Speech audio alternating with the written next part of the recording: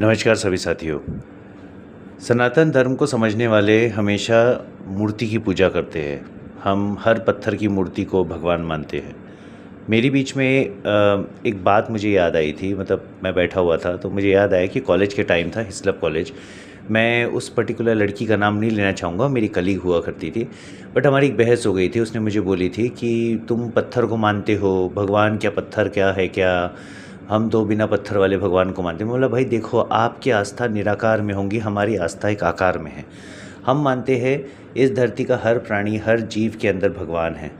आप नहीं मानते, वो आपकी समस्या है, मेरी समस्या नहीं है। दूसरी बात उसने मुझे ये बोली थी कि हनुमान जी की शादी नहीं हुई थी मगर हनुमान जी का बेटा था।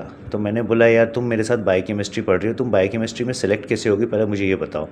बायोकेमिस्ट्री वाले इंसान को ये पता होना चाहिए कि जब फॉरेंसिक्स होता है तो किसी लाश में से नाखून, उसके बाल और उसकी स्किन से उसका डीएनए पता करते हैं। हनुमान जी जो है हमारे शास्त्रों में सबसे ताकतवर माने जाते हैं और शिव का रूप माने जाते हैं, शिव का अंश माने जाते हैं।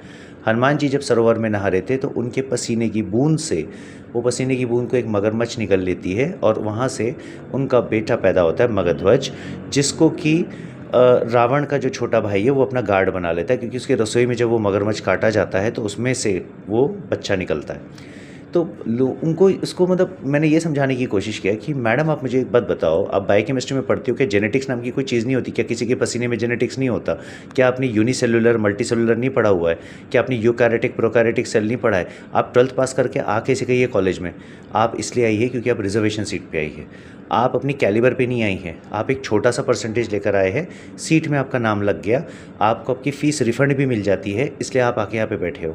देखिए, आप मेरे इस ऑडियो क्लिप को ये मत सोचिएगा कि मैं किसी पर्टिकुलर इंसान के अगेंस्ट हूँ या किसी पर्टिकुलर रिजर्वेशन के अगेंस्ट हूँ, पर मेरा ये मानना है टैलेंट की इंडिया में आज भी कमी है।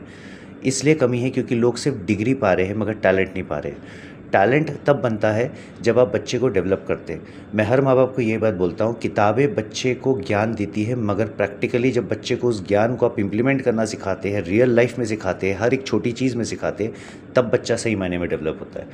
तो जब मैंने ये बात बोली तो उसे बड़ा बुरा लगा, पर मैं जो सत्य था वो बोला। अगर आप सनातन धर्म के बारे में जानते नहीं हैं तो उस पर टिप्पणी ना कीजिए। हमारे भगवान अगर मूर्ति में भी है तो भी हम खुश हैं।